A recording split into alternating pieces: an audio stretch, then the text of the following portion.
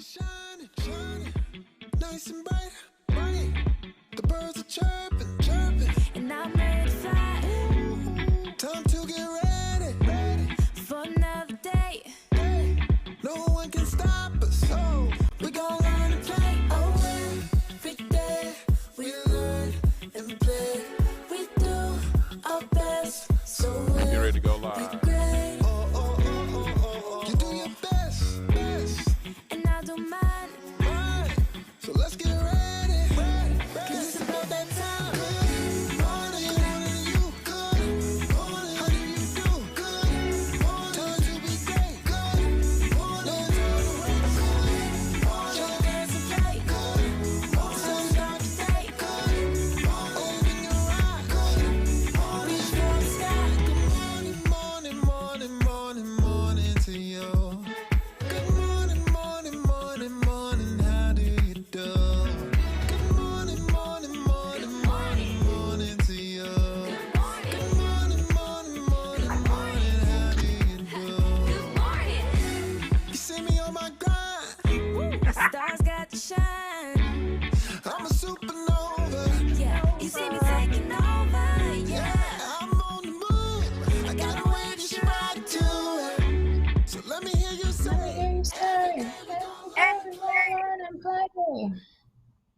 Good morning. Good morning. We're learning and playing. Speaking of learning, I am excited because I finally have a official walk across the stage graduation date. So I will officially be walking across the stage May 16th.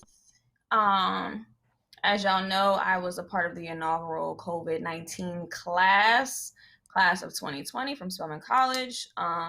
So we did not have an official graduation last year. So this year, they're making it happen, and we're actually going to walk over at the Georgia Tech campus. So if Romeo pops up, I don't know what I'm going to do, but I'm excited about that.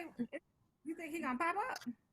No, because, that's his school. That's his alma mater. Oh, that's We're having our graduation on their campus for social distancing because Spelman doesn't have a field. Okay, let me put that in my calendar now. What was the date on that? May 16th. Bow, bow, bow. Is that So I am theirs or is excited. what song is that? That's Here Comes the Bride. But what's the graduation song? Poppin' Circumstance. Somebody play it. Cue Poppin' Circumstance. Okay, I'm putting it in here now, Tiara. Thanks. Yeah, I'm excited. I think my family is more excited than I am, like my grandma, my mom, and all of them. Because in my head, I'm over it. But it'll be nice to finally walk. I think that's a moment I deserve as an only child. And my parents obviously deserve it too. Good for you. Yeah. I'm happy. So definitely some great news. Congratulations. It is a great feeling to walk across the stage. I remember the first time I did it. I was so cute. Where's my graduation picture? I think my graduation picture is over there. But it felt good. My family flew down from California, and it was all of them. Like, that was the first time that they had ever been to the school, a lot of them, including my mom. Yeah, I don't think my mom had been there until graduation because I drove down with one of my good friends that was also a neighbor. Her dad had a van, so we drove down in the van. And I think that was the first time that she was in Grambling, in Ruston, Louisiana. Wow. Grambling, Louisiana. Yeah. Yeah. So anyway, that's cool. Yeah, I'm excited. Today is Wednesday, February 24th, guys. And it is approximately 10 days past Valentine's Day. Yeah, and only 4 days left in the month. Y'all back in relationships yet? Y'all back in y'all relationships? I just want to know what's going on. If you're back in a relationship, you might be a side piece. I'm just saying. That's how that works. That's how that works. That it works. Okay, what we Mm-hmm. talking about today? Today is Winning Wednesday. I want to give a special shout out to this sister with superpower, Alexis Kerr. She is now over at Hallmark. She used to be at Cadillac. So That name when the world sounds was familiar. open, yeah, I think I'm gonna get her official title over at Hallmark. But when the world was open, we would spend I don't know. I want to say a lot of time, but I'm exaggerating. Oh yeah, Anyway, I've seen her. but we would definitely spend, I would say, at least once a quarter, we would be together on a Cadillac event and or a Cadillac trip. So I am looking forward to her growing and expanding over at Hallmark. She went to Hallmark. So let me pull up her story on our site. The story is on rollingout.com.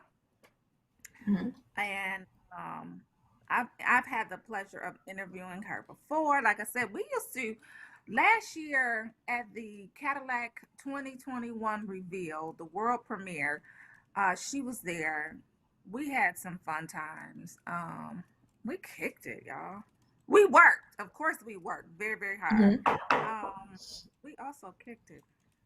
So shout out to her. That's good. Rolling. Love to see Black women continue to elevate and push the culture forward, and occupy space, you know, in these rooms and in these companies. It's amazing. Yeah, she so definitely March is coming up in how many days? And so of course we have to do an entire 4. So of course we have to do an entire series on sisters with superpowers, y'all. We're gonna rock it out all month long, highlighting women, making sure that they get the shine that they deserve, and you know, making sure y'all know about them. Okay, of course, her doggone story. TJ, can you bring up her story? And or okay, here it is. I found it. So rollingout.com, go to the story on the site right now. It's Winning Wednesdays, and we are talking about Alexis Kerr. Her inner strength and determination led her to Hallmark. So in February 2021, this month, she was named the new vice president of Hallmark's Mahogany brand, a greeting card line that has honored and celebrated Black culture for more than 30 years. The move comes as the company invests in building the brand up as more than a greeting card line, and much more. Mahogany launched a giveaway of 1 million cards in celebration of Black History Month. The newest collection, uplifted and empowered, captures the beauty, significance, and power of Black lives with themes including pride in self, community, empowerment, inspiration, faith, and solidarity. So, yeah. Is that a hair bow? I was distracted. Is that a hair bow on her wrist in that picture? If so, shout out to Black women, because that is such a homage to Black women. I don't even know if it is a hair bow. I just wonder. No, it's a bracelet. I'm looking at it right now. Oh, okay. Because I've definitely taken pictures like that before. Have a whole suit on and a hair tie. What's going on Facebook, y'all? Good morning, Facebook. Good morning. Y'all used to sing. Also, if you guys want to nominate people for Sisters with Superpowers, check out the tab to see other phenomenal sisters and to nominate people, you know, within your hemisphere, people that you know, people that you feel like are deserving of some recognition out here, right? But where can they send their information to? Where can they nominate it? You said what tab? Rolling Out. At promotions@rollingout.com is where they can email it to, as well as checking out the Superpowers tab on Rolling Out's website. Cool. So good morning, Tammy Berry. Good morning, Lewis Hawkins, Donald Kale, Sherry Washington, Ivis Baker's in the building. Stacy Merrill, good morning. Alan Bozeman, good morning. So what are we talking about, y'all? What are we talking about today's Wednesday? I think Romeo we got is trying to infiltrate the system here. Saying, wait, did I hear the grand, illustrious, best school, Georgia Tech, come out of Miss Berry's mouth? Oh, I'm there. Let's go to a break. I didn't see it.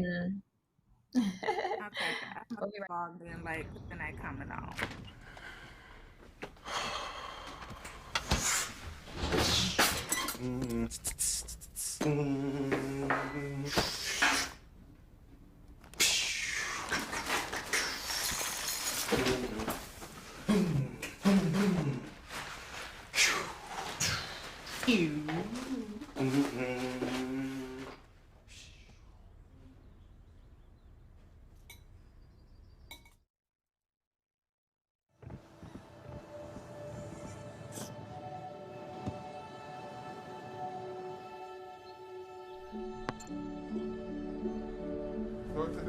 I don't remember how it started.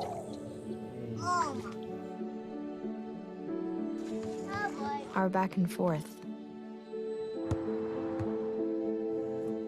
Victory.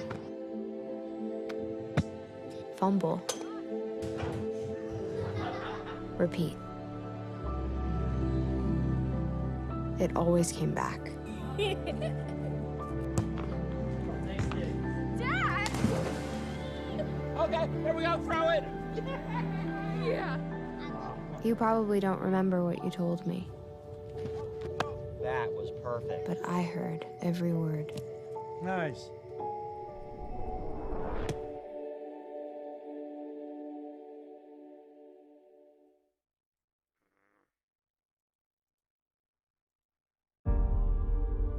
I don't think we're free in this country. For 100 years, you saw Black people menaced and targeted and lynched and beaten and brutalized. I think we're burdened by this history. You are obligated to do something to address that, or you become part of the problem.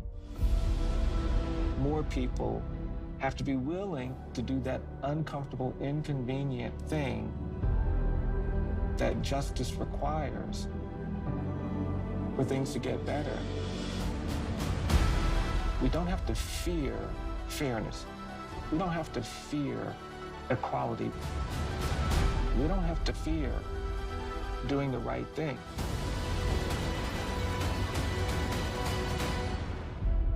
Truth can inspire change. Learn more at EJI.org.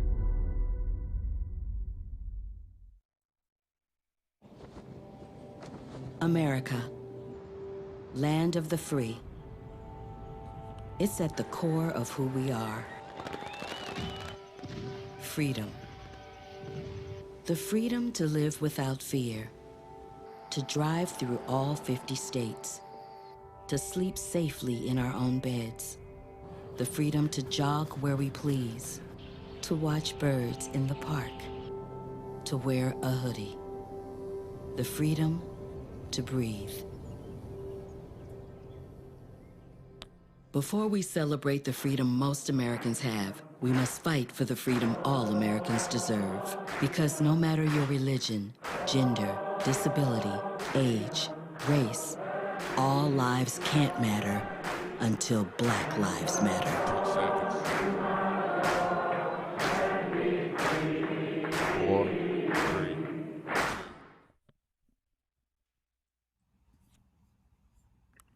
Y'all be trying to go get me a little bit of food on my break. Did it work? You got food? I just got a little bit, just a little bit. Snacky snack. Shout out to the Yay area. William Thomas Norris Jr. calling in from the Yay area. Yeah. Was that Courtney? I thought you sounded a little bit like Ice Cube just a minute ago. That was Ice Cube. That wasn't Bay Area. What they say in the Bay Area? I need to call my brother. Who that? Too Short. Yeah, but what all of them. E40. E40. Yeah, I don't know them what's popping. Do they say what's popping? What's popping? I guess so. Speaking of rap, though, I have some exciting news for all of us who love Bobby Shmurda. Yesterday, he was released from prison after doing a 6-7 year bid. It's a very exciting time, especially for me, because I was 14, 15 when he went to jail. So I remember that. And now that I'm in my 20s, it's kind of lit, I guess, for us right now. Really excited. He was released from a prison out in New York. Yeah, he was released from a correctional facility in Dannemora in upstate New York. What else information do I have on that? He will be on parole and under community supervision in Brooklyn until February 23rd, 2026. The 26-year-old pleaded guilty in connection with his membership in the GS9 gang of East Flatbush. He was arrested in 2014 outside a recording studio in Midtown. Police found 2 guns and crack cocaine in the car he was in. But it's not about how you start. It's only about how you finish, right? And he's finishing strong because now he is out. He is ready to work. He is ready to collaborate with some artists. Yesterday, we saw Quavo from the Migos, as well as Karen Civil and Sylvia, what's her name? Sylvia Rones, who was this? Yeah, the CEO and chairman of Epic Records, celebrating his release. So really excited for him to be out. Really excited to see, just the way he matures. And here's a video of him upon his release. I guess that's how you gotta do it. That's how you gotta do it. And that's why you gonna come out of jail. All right, we having a jet. Can we hear it or no? So there he is alongside his homies. There's Karen Civil. What's up, baby boy? That's him talking to his mom, celebrating, being on FaceTime with her. Yo, I cannot wait to kiss you out. On that dresser right now. We're not gonna incriminate. We're not trying to incriminate any further. But yeah, it's a good thing that he's released. And yeah, it's a great day for hip hop. So moving right along. Speaking of celebrities who got things going on, Erica Mena called out Safari for saying on Instagram getting married was one of his biggest mistakes. So a lot of ish hit the fan yesterday. He tweeted, "I mean this from the bottom of my heart. Getting married was one of my biggest mistakes, and it will never happen again. I'm walking away before I end up in jail over some dumb ish. Nobody is worth my freedom." So then she went on to tweet that she is no longer going to give him the time of day, warning that he shouldn't try her again. She says, "Out of respect for my daughter and to honor my growth as a woman, I'm going to get back to doing what I do best, making money and being only about my business. Entertaining social media with my issues is not my thing." So we don't really know what led up to the disruption in their marriage. We did see that over some time and through their shows that they have been having issues over the years. However, after the birth of their child, he did make a comment talking about how after having a baby with Erica, he doesn't look at her the same no more. He doesn't find her as attractive since having the baby. And it made her feel horrible because, one, she carried his child, his daughter, and how could you say that about your wife who just took the biggest risk in life of all by bearing your seed? So they've definitely been having some issues, and now we see it's over. Looks like a wrap. I wonder if it had anything to do with Valentine's Day. Laughing at LMAO. I was just kidding. But I was rooting for them. I definitely was rooting for them. It's sad to see that he has to be that immature to take his beef to social media. I understand that they came up in a reality world. That's how they met. That's what they do. Right. But damn, is anything sacred? You just gonna try to just dog her? Like, that was the biggest mistake in my life. So what? Like, you got to tell everybody that? So? Exactly. Yeah. Like, be a man about it. Like, you got a father. Like, when your daughter grows up and she's able to search the internet and she's able to see what the hell you said about her mama, like, how you gonna feel? That's wrong. Definitely. That's wrong. That's how you feel. Write it in a journal. Write it down. Type it up. Put it in a note. Put it in the bottle and throw it out to sea. Like, don't tell everybody your marital business because you feeling some type of way. Yeah, and two big takeaways that I got from that situation was that, one, you should never have relationship goals in connection to what famous couples, if that, are posted on social media, because it's just not realistic to think that any couple on social media is a goal of yours, because we see that how that tends to go down all the time. Secondly, I don't know if Safari is still in love with Nicki Minaj, but it just seems like every man, Meek Mill, Safari, whoever has recently or ever been in love with or dated Nicki, has some type of issue in their new relationships. And I just don't see, why that is. I know Nicki is now married. She has a baby of her own with her husband. So she's able to move on. I don't understand why her exes are just not finding any luck within their own relationships, especially a marriage. What did he say about her? Did he have anything to say, or you said you don't know if he's still in love with her? It's just been, rumors before that Safari has said things or kind of either said bad things about Nicki or gave Nicki too many praises to show that he's still thinking about her in some sort of fashion. We knew that Safari was dealing with Nicki for years, and he's never said anything to the extent that he talks as down upon as Erica, almost as if he still holds more regard or more respect for Nicki than the actual mother of his child and his wife. Yeah. Some toxic relationships are just, hard to get away from. Obviously the one with him and Erica was not that difficult. And I'm saying toxic for him and Nicki because I think it was toxic. But he probably still does love her. I understand the comparison. I think he does. Yeah. You're right. Yara, you're right. But there is just more and more sad news. We were having a bleak morning. Tiger Woods yesterday was involved in a high-speed car crash, just a single crash. It was only him in the vehicle. He had to get a rod inserted in his leg. He is now awake and in stable condition. However, it's going to take time for his recovery. So he had a lengthy emergency surgery following his one vehicle rollover. Yesterday, they inserted a rod, screws, and pins to stabilize his leg, according to a statement via his Twitter account. He's awake, responsive, and recovering at Harbor UCLA Medical Center.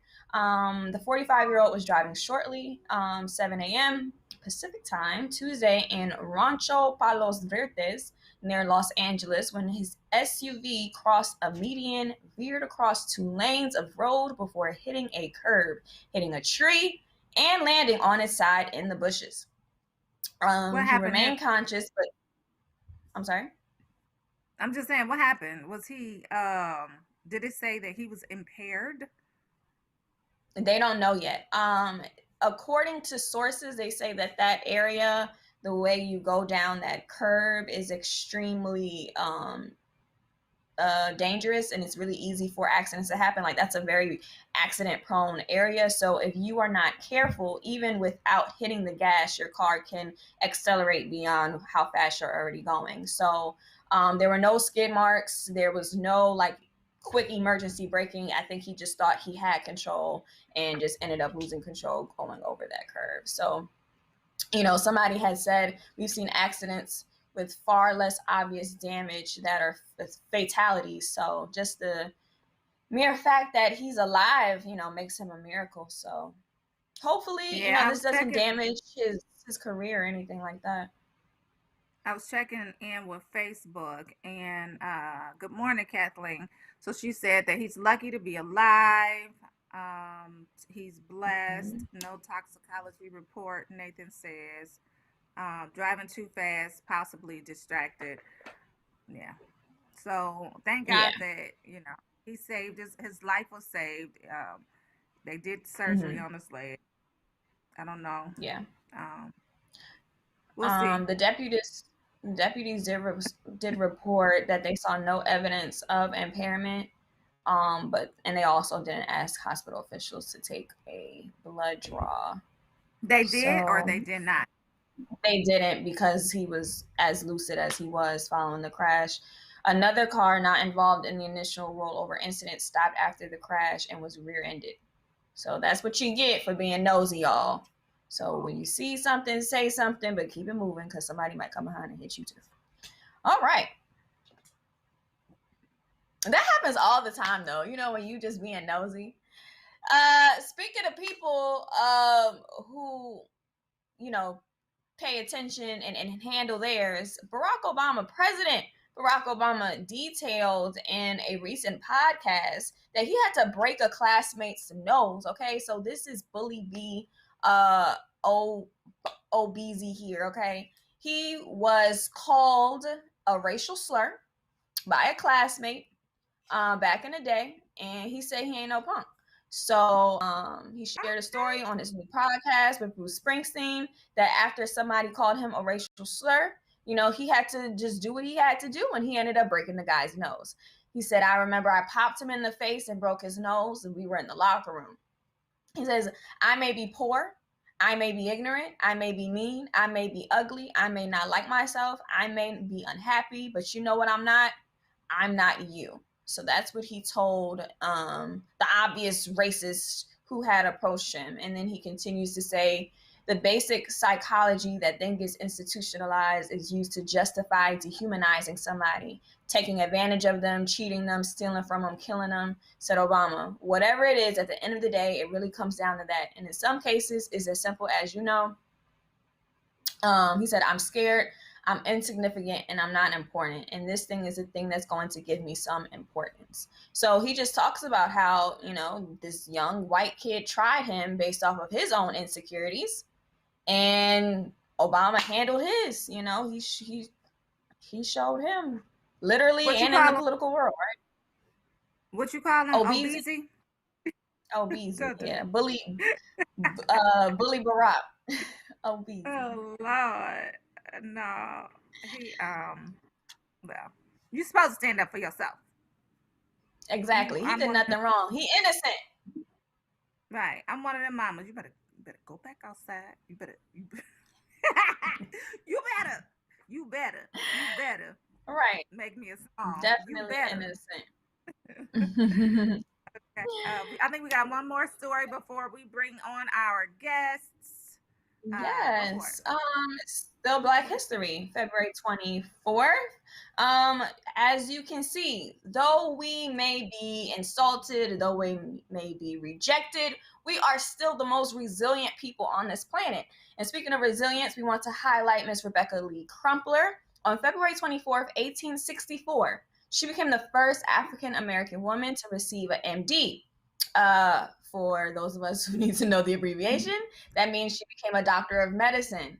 After obtaining her degree, Crumpler worked at the Freedmen's Bureau to provide medical care to freed slaves. So yeah, shout out to a strong Black woman.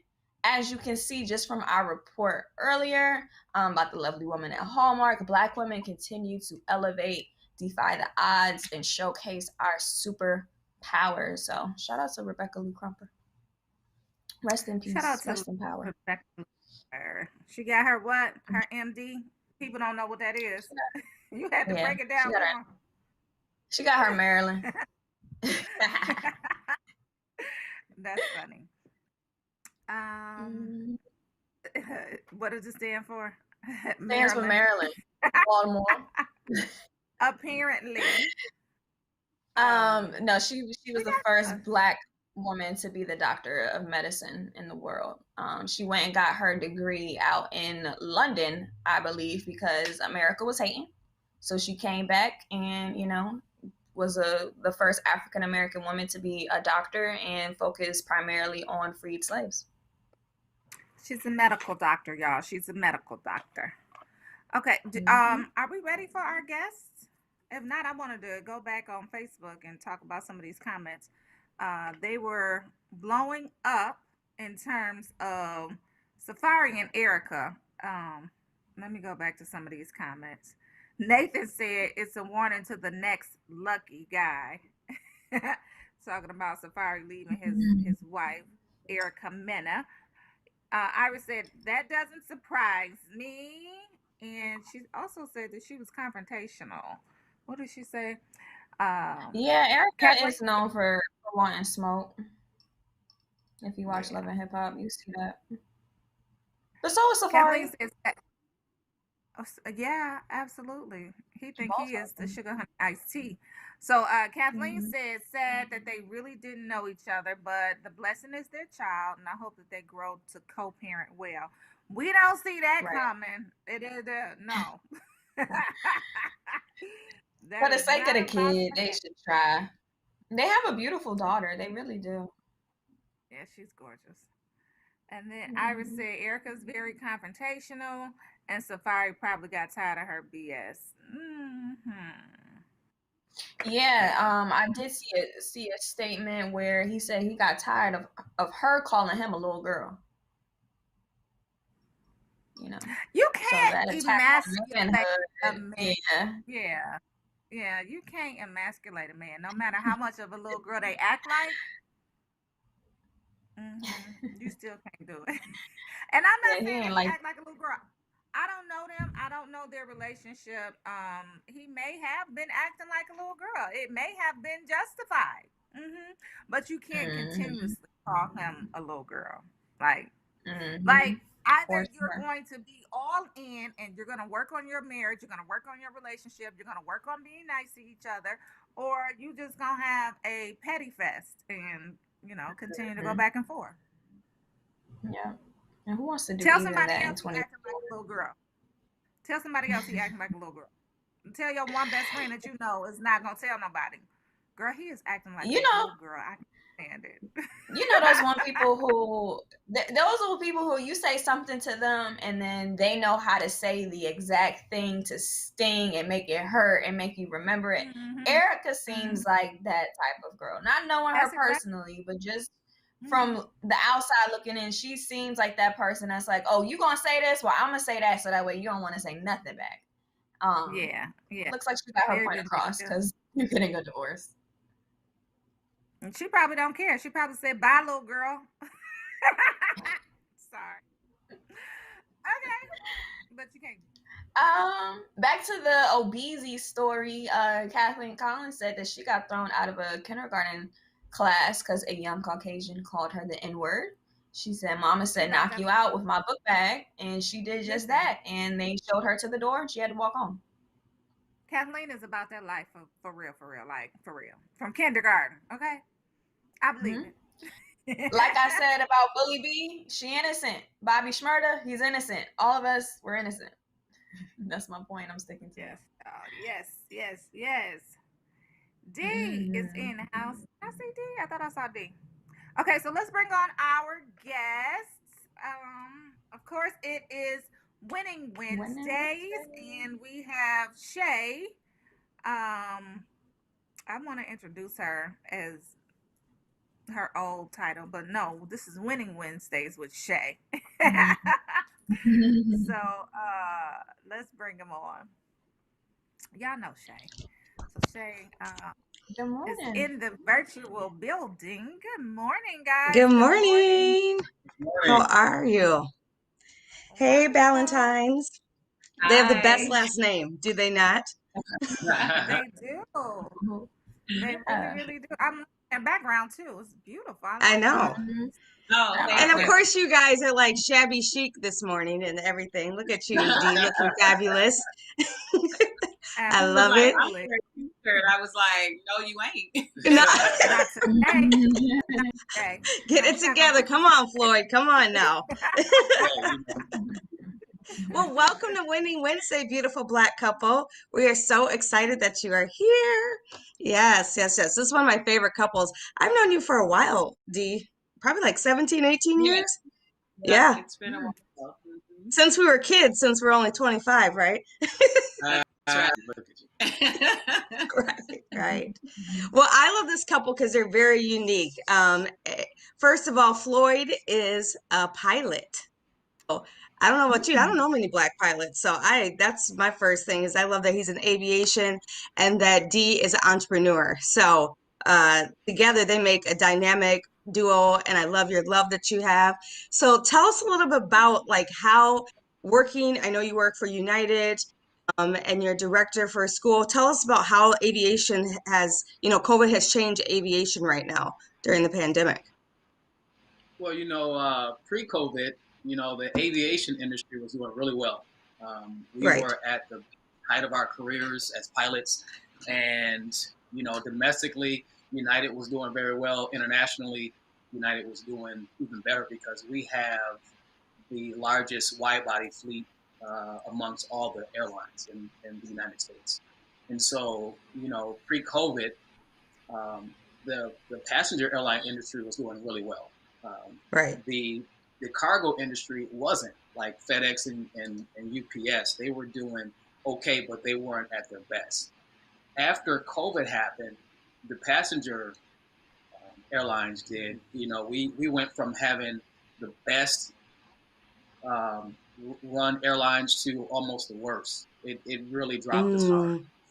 Whereas the cargo industry did very well, Right. because a lot of people needed to fly cargo, and so FedEx and UPS really thrived after COVID, and that's one of the reasons why United, and Delta and American did okay after COVID because of the cargo industry. We started doing a lot of cargo flying based upon the need to fly cargo. And so that's basically what at United we actually, it was tough, and it's still tough, but the CARES Act really helped us out. It caused us to get our jobs, keep our jobs, but also at United we had to take a 50% pay cut. Oh, so wow. Yeah. I did not I know that. 50% pay cut to keep my job. So the pilots voted on, instead of being furloughed, let go, we voted on everybody staying on property, but just taking a pay cut. So that afforded me to continue to take care of my family. So. That's great. I was about to say, Dee, you were holding it down for him while this transition. Right. Right. And then you've been a pilot for how long, Floyd? 21 years now. Okay. 21 years. I worked at the regional for 16 years. Okay. And been with United for 5. That's wonderful. Dee, let's talk a little bit about you. So I know you were an event planner. You were doing it big. You were doing fabulous events and weddings, birthday parties, and then you kind of made a leap right before the pandemic, right?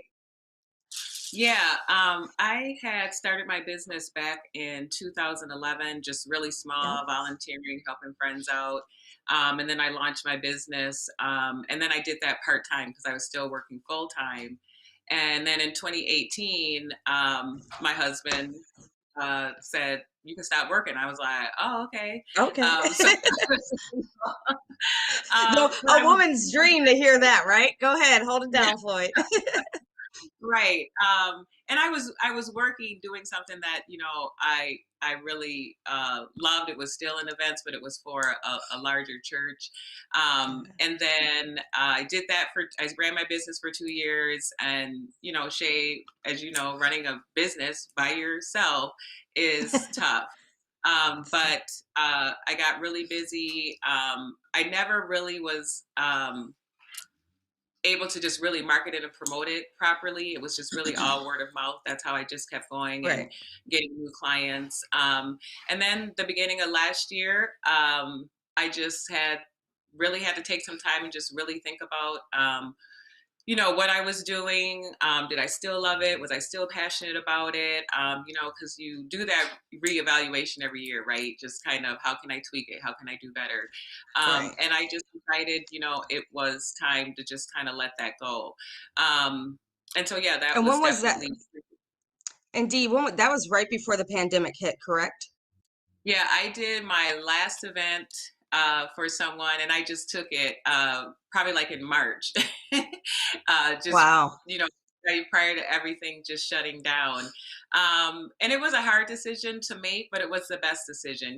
It's a lot of hard work. I didn't necessarily have employees, I had friends volunteering that I could pay. My husband, my boys were at setups with me.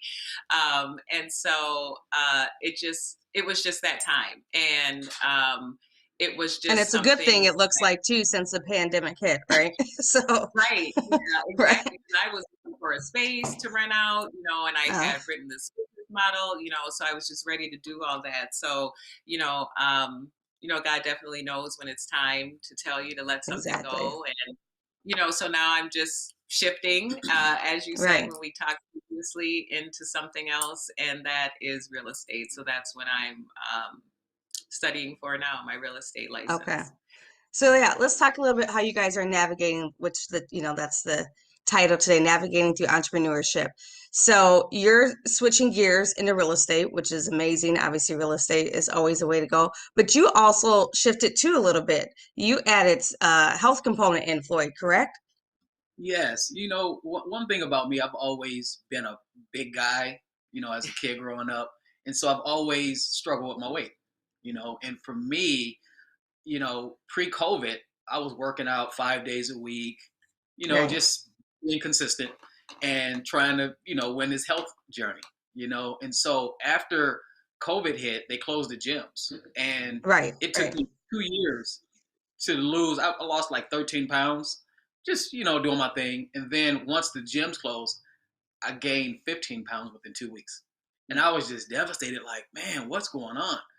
And so I started going outside running and trying to figure things out. And I seen one of my colleagues, he's a pilot over at FedEx. And I noticed that he looked really good physically. And so I called him up and I'm like, hey, what are you doing? Mm-hmm. And so he told me about this program and I joined that same day.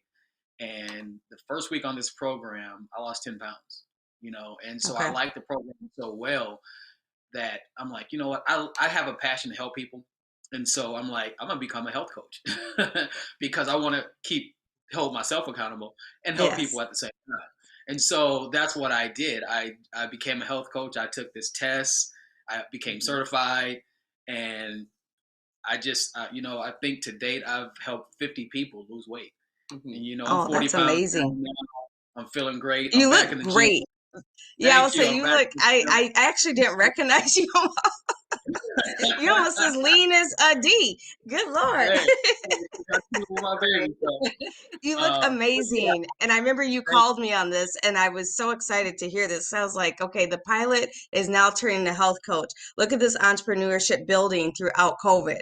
So as much as COVID has, taken lives and, kind of had us all at a standstill, it really has developed, I feel, the Black couples, right, of what they can do and how they can navigate through different areas of their life together and take it to the next level. So now you're a health coach, you're getting ready to be a real estate agent. So what does the next level look like for the Valentines?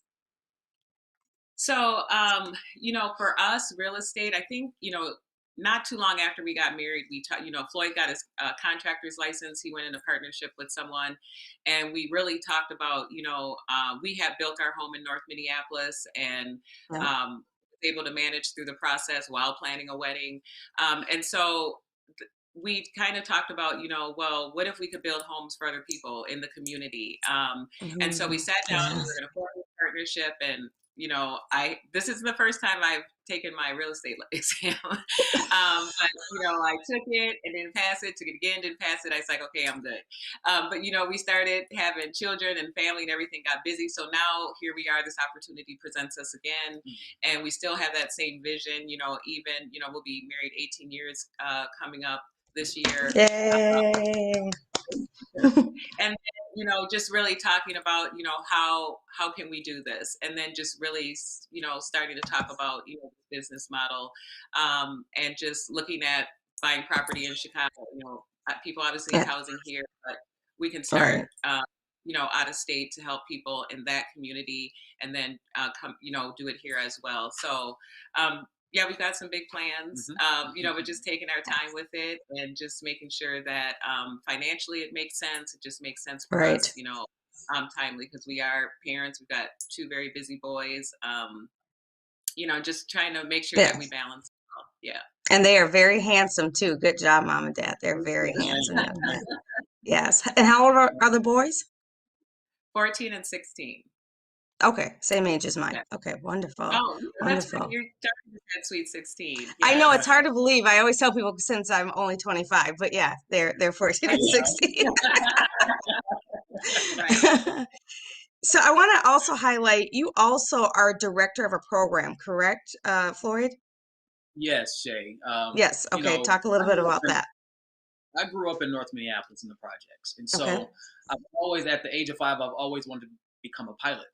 But you know, living in the projects, a lot of people didn't come in to give us the Right. information needed to pursue a career like that. And so I've always told myself, once I get to a level where I can give back and be effective in my community, which I grew up in, I'm going to do that.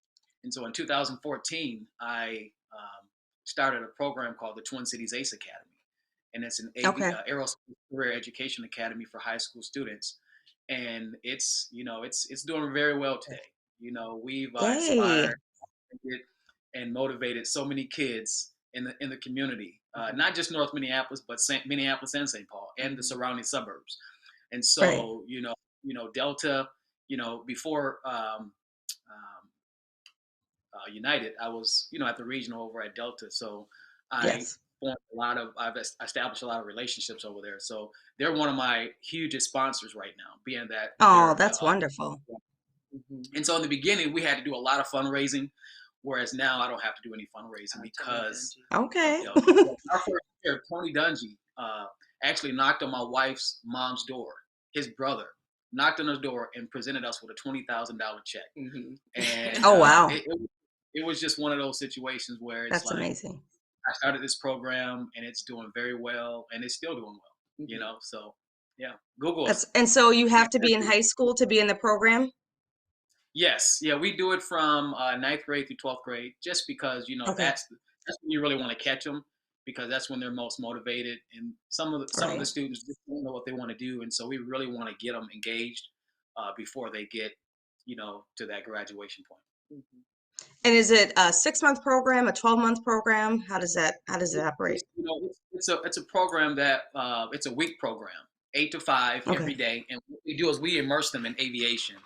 I mean, I try to cram as much as I can in 5 days.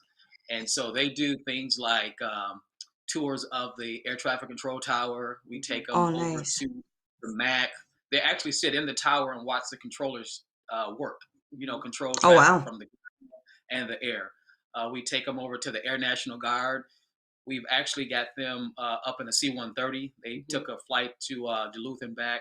Oh, nice. We also, on the last day, we have flight day. So we give them an opportunity to actually fly an airplane. And so I know they love that. Oh, that's a little boy or little girl's dream, right? To fly a plane. Yes. Yep. So, I'm very proud of starting that program. And, I have some strong support. Like my wife, she has done tremendously helping out with that program. Like a lot of the signs and the website, she's done that. And so I appreciate her. Thank you. Tremendously. She is creative. I've seen your work. I was like, well, if I ever get married again, Dee can handle that for me. One more time, right? That's great. So Dee, you're going to be working on your real estate license. And then are you working full time back at United, Floyd? Right now, yes, I am working full time because of the government money that's being given to the airlines. So we went from 50% back to 100%. Even though the schedules are not 100, we're getting paid 100%. So that's okay. Nice. So you've got the school, you're working on your real estate license, and then you're flying full time, and you guys are full time parents to 2 teenagers. And you're getting ready to celebrate 18 years of marriage. That's right. Been in the game Guess for a what? while. This winning Wednesday, right? You guys are winning. You guys are killing it. I am so proud of you. I'm so glad I've got to know you over the years, and I love to see you guys grow as a couple individually and just creating what we need to see, a strong Black couple, creating a strong Black family, creating generational wealth. So bravo to both of you. That is amazing.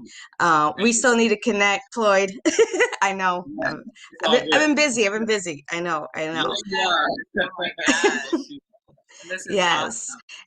And so the biggest thing is, how can they get in touch with you, young men and women that are listening right now involved with your program? Is there a website? What is that Yes, process? you can go to www.obap.org and Okay. look up Twin Cities Ace Academy, or just Google Twin Cities Ace Academy, or you can look Okay. me up on Facebook, Twitter, or what have you, Floyd Ballantyne, or just put my name in the Google and it'll pop up. So, Okay. yes. All right. Yeah. Well, that is wonderful. So the Valentines are killing the game. I love it. I love it. I love it. Well, I might look into that program for my son. Yeah. So, Yes. well, yeah. He's 14. He needs some navigating to something. So, so that'd be great. I would love for him to check And that out. the program is not just for people trying to pursue aviation, but it's just Right. another branch to really surround yourself around professionals that can help you in other areas. So, Right. yeah. And I think that's so needed in our community, right? If you get them young and help them understand and format what their future can look like on a positive side, like how many young boys that are Black or girls think they can be a pilot? Who do they have as that role model? So I'm glad that you've created this platform to show them that you can be a pilot, that you can have an education and have this wonderful life. So that's amazing. So definitely. So you guys check them out. If a young man or young woman is looking for some guidance on a career, this is where it's at. They're doing it. Dee, you're gonna pass. I'm sending positive energy and vibes. You got this. You're getting ready to take it to the next level. And you guys just keep doing it. Just keep doing it. I can't wait to keep watching the journey and see where you guys are at. Okay. Thank you so much. Thank you for having us. Thanks for stopping by. This was wonderful, guys. Thanks. Thank you. Well, thank you. Keep winning. Thank you for joining us. I'm Rolling Out AM show. As always, inhale the positive, exhale the negative, and we'll see y'all next week. See you next week. Bye. Thank you. Have a great day. Thanks, guys. Oh, and I didn't pass my real estate exam. I had to retake it too. So don't give up. You can do it. Definitely had to go take that test again. It's not an easy test, so don't give up. The real estate scene down there in Atlanta is booming, right? Is it a seller's market?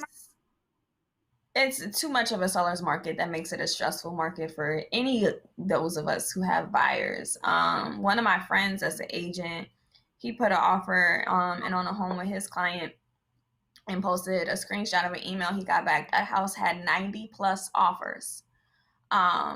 So that just goes to show how low inventory is. And if you want to buy a house, you might as well just walk in with cash. Wait a minute. 90 offers. Who in the heck has time to even go through 90 offers? Like, how do you discern which ones you are even going to take serious? You just take the highest ones? Normally it's not always that case. Normally, we don't talk about real estate enough. Normally, first is usually given priority. It also depends if it's a FHA conventional or a veteran's loan or a cash offer, that goes into consideration. Also, down payment, are they putting down 5%, 20%, different things like that, and how soon they could get to closing. So if you want to, even think about or consider buying a home, it's important to get your credit right, important to get your pre-approval, get pre-qualified, because they are not even showing you any type of attention unless all of your ducks in a row, because the market is that scarce and so many people are still trying to take advantage of the really great interest rates right now. So it's a great time to buy. If you are in Atlanta, I'd love to be your realtor, but it's definitely an aching process for buyers out there all over the country. Yeah, I when I bought my house, I didn't even want to play with it. Like, they was like, come in below the offer. I'm not playing. We technically were homeless at the time. We were still living in the house, but we had to get out. And so I had vowed to myself that I would never put myself in a situation like that again, to allow somebody else to tell me when I got to move with my family, and at the time my mom had just moved from California, and I was like, I'm not doing this again. And so once I found the house that I liked, I probably looked at, I want to say 20, and I was just flabbergasted. I was just disgusted. I was just, frustrated This can be as hell. stressful. Yeah. Yeah. And so once we landed on this house, I definitely didn't want to play with them. And so they were like, offer $10,000 less. I'm not. This is what I want. Mm-hmm. Let me go ahead and put it in. And at the time, it was only 2 offers in, but it was over the Labor Day weekend. And I remember the girl was like, "You want to go out? It's Labor Day." I'm like, "Yeah, I want to go out. Like, we need a house." And so we went out, and when I found it, I said, "This is a house that I think I want. I feel comfortable with it." And she was like, "Okay, well, let's go ahead and submit it." She submitted it on the holiday. And that was the only reason why we got the house first. Like, we got our bid in first because it was on a holiday. Nobody was working. And so I gave them the full amount that they asked for. Like I said, I didn't want to play with it, and came back, and she was like, "Well, there's another offer on the table." I'm like, "What they offer?" And they played with it, and they offered less, and it came to me. So I was happy. Yeah. Yes. Yeah, you definitely have to be mindful. And there are some instances where you can offer below, but it also depends on the market. It depends on the area you're moving to. Maybe if you were doing that in Des Moines, Iowa, you could have went $10,000 lower, but you are in a very popular area. Right now it's a seller's market, so you just have to pay attention to the trends, y'all. But I get it. And at the end of the day, even if you do offer above asking price, 9 times out of 10, well, really 10 times out of 10, lenders and mortgage brokers are not going to lend more than the house actually gets appraised for. So even if you think, you know what, a house is 150,000 and I'm pre-approved for 200,000, so I'm gonna offer 175. If the appraisal comes back at 149.9, then you're gonna have to spend $20,000 on top of cash just to be able to mortgage your home. So those are the things that you just have to pay attention to. I wouldn't be totally discouraged right now if you are looking for your dream home. Just understand the trends that are going on in the market, and we should do more conversations and talks like this on the show. We need to do more conversations about real estate. We need to do more conversations about getting your credit right, because that is, I don't know, would you say that's the number one thing that people need to have in order aside from their finances, right? So is that the number one thing that people need to have in order when it comes to buying a house? The number one thing is, well, the most important thing really is your credit. Also knowing your income and being realistic about your debt to income ratio, because a lot of times you can have a 700 credit score, but your debt utilization could still be really high. Yes, you make your payments on time.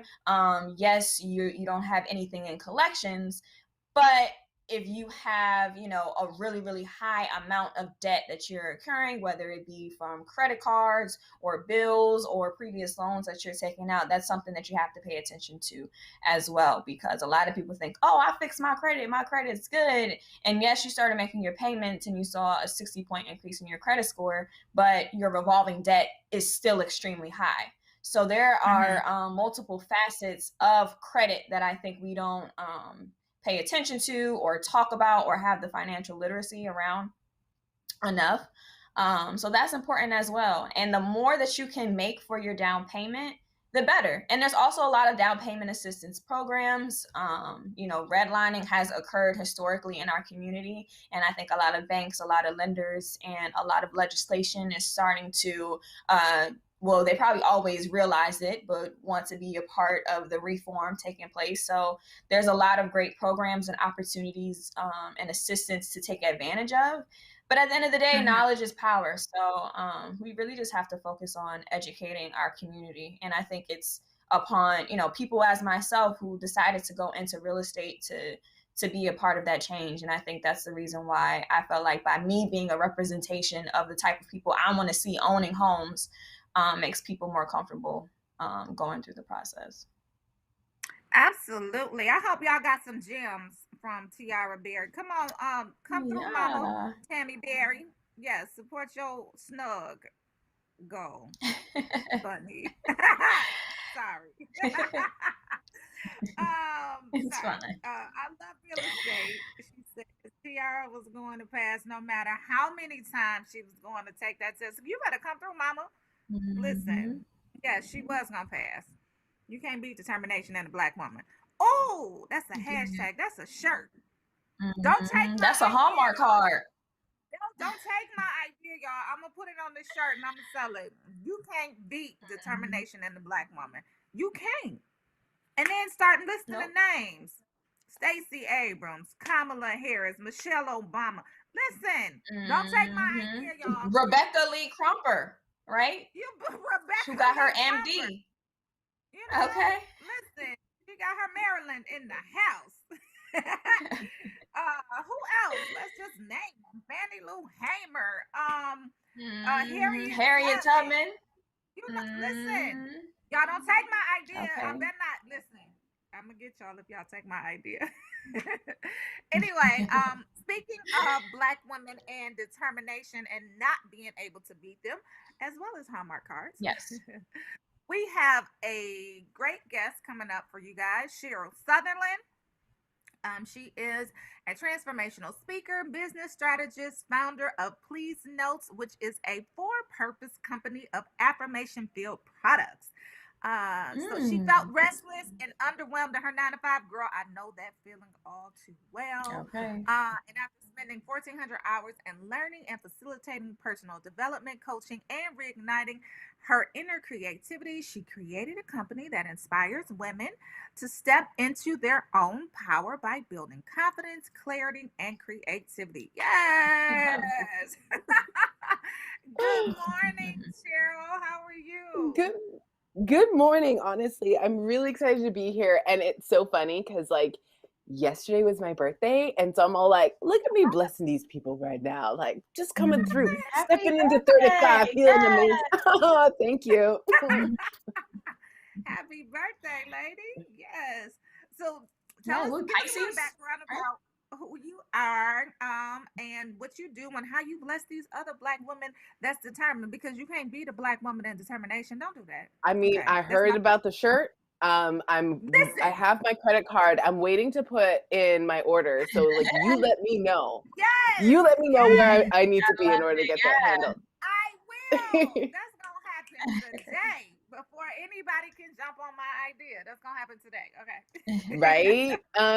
So I feel like it's so funny. The start of the business was really around a couple different things. Me noticing how I had the opportunity to see other women that were also entrepreneurs, and the way that their personal development, the way that they saw themselves, the way they felt about themselves affected their business success. If you didn't feel worthy to have the things that you want, guess what? You're not going to have them.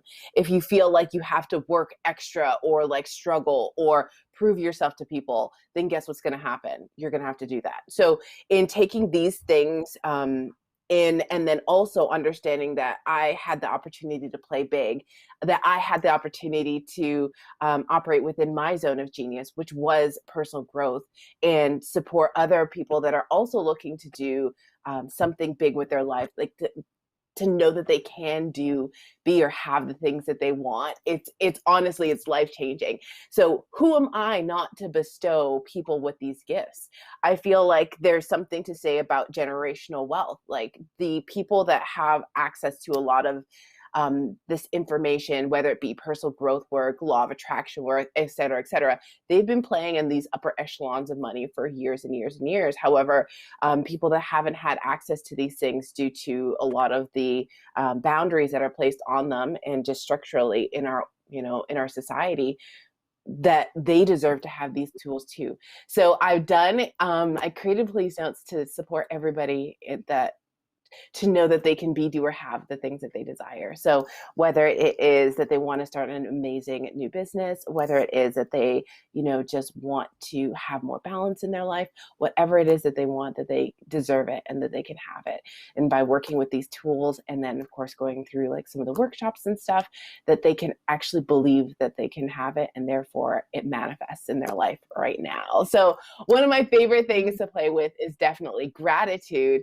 And I know we we're going to talk a little bit about that. So getting into that, but just all the different ways that it affects your life. And especially now during the Rona season, as I like to call her, really taking the time to feel grateful for and appreciate where we are right now, instead of focusing on the things that we don't want, makes such a big difference in not only like your stress levels, the things that you get to do, how you feel about your life, and how blessed you truly are. And the more we're able to amplify that, then the more magic we're able to create and goodness we're able to have. Yes, Wow. I love that. That is inspiring. That is very inspiring. Do you happen to have any products by you so that you can show us? This is like a hair club for men. Like, I'm not only the president, I'm like a client. So I have, this is actually one of my guided gratitude journals, and it comes in a couple different colors. Let me just see if, there we go. So the great thing about this is it actually has like, it's so funny. When I first started getting into journaling, it was really difficult for me because A, it's super vulnerable, and B, it's it's making things tangible. When you write something down, you can't take it back. It's versus like a thought or saying something, you're like, no, that's okay. So with me, creating these journals, I wanted to make it really easy for people to get into it and then give them the tools to move forward, and, you know, juice for journaling. So in one of my journals, I've got like a whole section called journal juice. It makes it really easy. But so with the gratitude journal, it starts off with like, why? How does gratitude actually affect your day-to-day life, whether it's physically, emotionally, mentally, spiritually? Like, what are the tangibles? Instead, it's kind of like when you are taking vitamins, it's like, why do I need to take these vitamins? No, this is the actual juice. And so that you actually want to do it, you know, you could justify it to yourself a little bit more. Also breaking down the difference between gratitude and appreciation, because there are subtle differences. Also talking about self-appreciation, like how are you appreciating yourself? How often do you toot your own horn and like be proud of the things that you've done so far? Because I know for myself, I'm so used to like just moving on to the next thing and like being like, yeah, I did that, but okay, whatever. And so taking the time to steep in our acknowledgement of ourselves is just so important for continued success. And then it also has like 100 gratitude prompts as well to get you started. So you always have something, and the layout's really conducive for not only checking yourself out and like, you know, putting all this stuff in and like, what do I want to create? Like, what am I grateful for today? And a lot of it is really focused on the things that you don't really have to work for, like that are already given to you, like sunshine, clean air, security, depending on where you are. It's like internet access, the ability to wear what you want, the ability to like have delicious conversations with amazing people using Zoom. Like, that's something to be grateful for, right? Even one of the things that I love the most is when you're thinking about the infrastructure of your city, like who decided that this school was going to be here and like this was going to like be zoned this way, or like the streets and the street lights, like somebody actually took the time to put that in place for your highest and best good, right? So like there's all these little intricacies that we get to play with. And then of course I've got my guided clarity journal, also comes in a variety of colors. However, if you're thinking about like, what is my next step in life? What do I actually want? What have I not allowed myself to risk? What do I want to leave behind? This actually helps you take a look at where you are right now and what you actually want to do, where you want to go, where you're putting your energy. Is it supporting you? Is it not supporting you? And then start making progress. That feels really good. And all of the pages have handpicked quotes or affirmations by moi, including ones from like Michelle Obama. I've got Serena Williams. I've got J. Cole. I've got DJ Khaled. Like, it's a nice mix, but like coming to personal development and getting into it from the lens of a person of color is so important for representation in the wellness space, because we definitely don't have enough of that. And then, of course, I've got my other goodies. Like, I've got mirror decals, I've got water bottle labels, and these gorgeous affirmation cards that just got released. This is a lot. I feel like it's like talking about my kids, like which one's the best one. So I'm just going I love these cards because you can pull them once a day. I just have them everywhere. Pull them once a day and like choose an affirmation, or if you're like, you know, need something. So some of the messages are not the one that you're going to put on your shirt, so don't come for me. But but like this one, I embody the success I desire. I've got ones like I'm divine sacred space. All power comes from within. So depending on what message you need for the day, this is really great to get you started. So yeah. Okay, so first off, let's start off with very inspiring, incredible products. I need products 1, 2, and 3. I need the gratitude Girl, I got journal, you. I need the clarity journal, and I need the cards. Like, let's start there. So let me know where I can go get those, and I will purchase them because I definitely want to support. But you touched on a couple of things, and I'm trying to remember them in the order that you touched on them. But one of the things that you said was that there is a slight difference between appreciation and gratitude. Let's explore that for a second. Okay, this is so fun.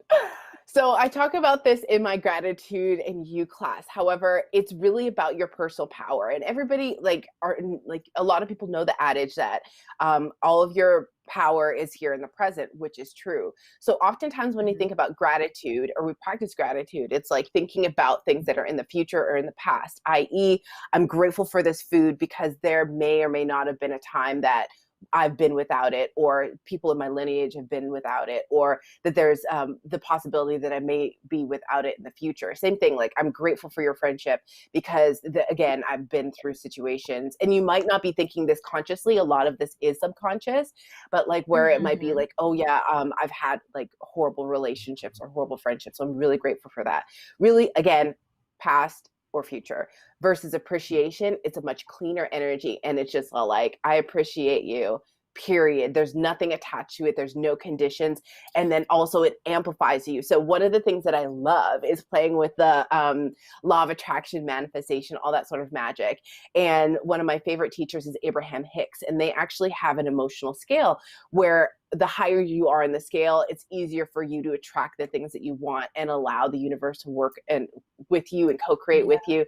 And the higher that you are, the easier it is for you to get the things that you want.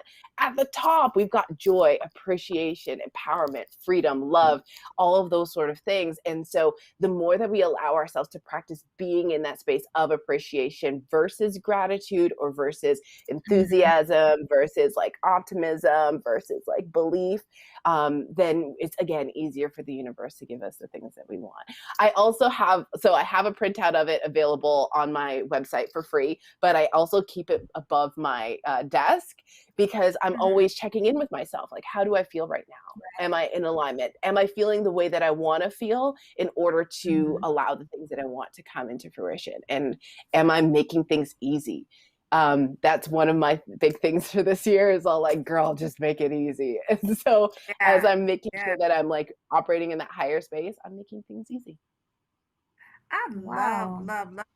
Drop your website before we go on any further so that those who are watching can check it out.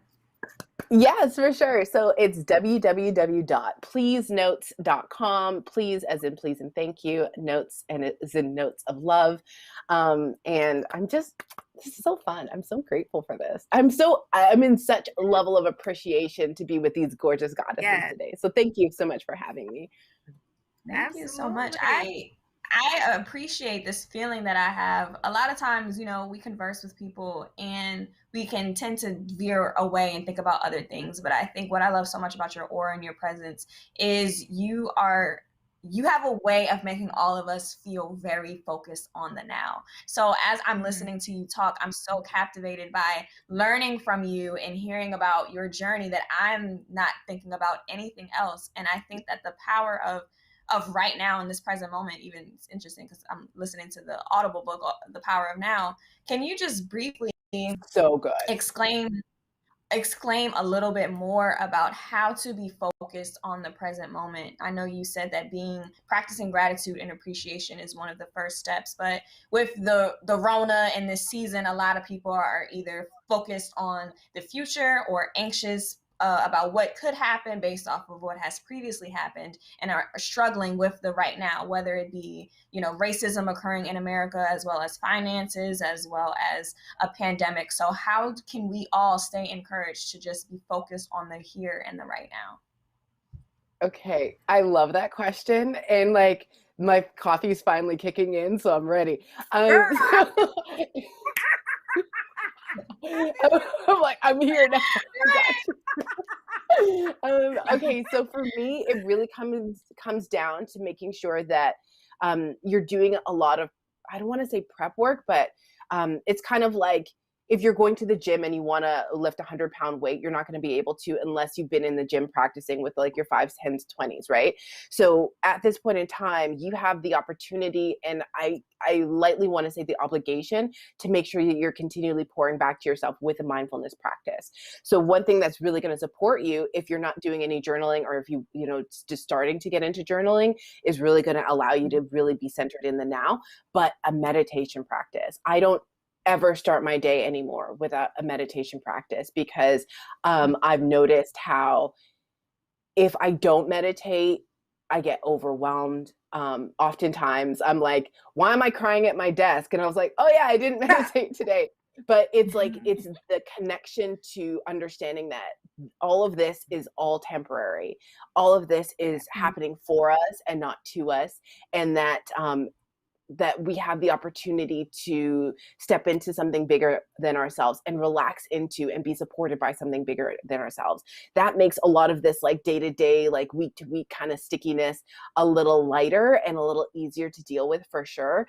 And then also it allows you to be like, oh, well, if I'm not focused on all the, not horrific stuff, but all the difficult stuff that's happening right now, then what am I focused on? I'm focused on the fact that I got my free birthday drink from Starbucks yesterday, because like I'm about that life. Like I'm focused on the fact that I got presents and I wasn't expecting it. I'm focused on the fact that that everything is always working out for me and everything is falling into place, and it just makes things so much easier. So if you don't have a meditation practice right now, make it easy. 5 minutes a day is all you need.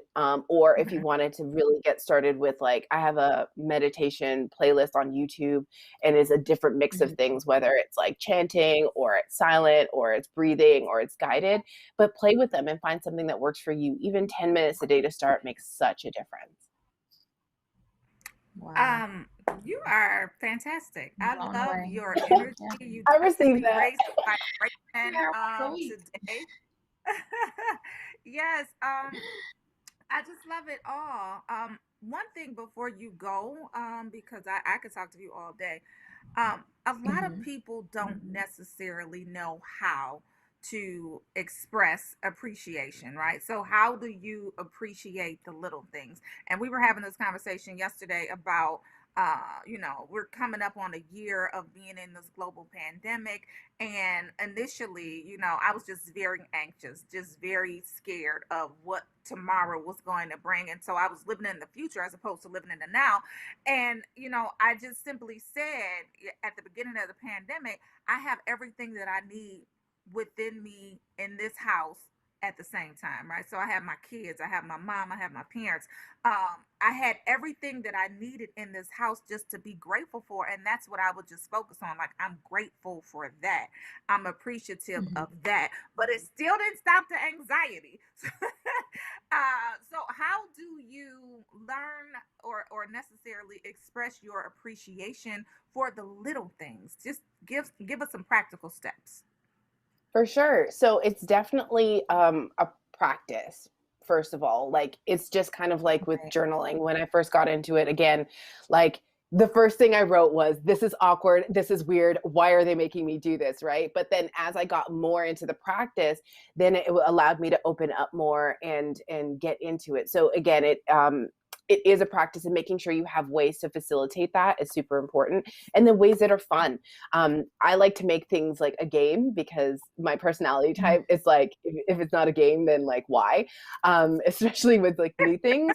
And so whether it's like, oh, I'm going to challenge myself to 5 minutes a day, just writing down gratitude practices, whether, and then I know some places have like, challenges for journaling, or I would advise, of course, because, also a member, to get a gratitude journal, get a guided gratitude journal. Don't make it difficult for yourself. Just start off easy. And then as you go through, just noticing the things that you love about people, or noticing the things that like are just amazing. So I have this practice in there I call deepening moments.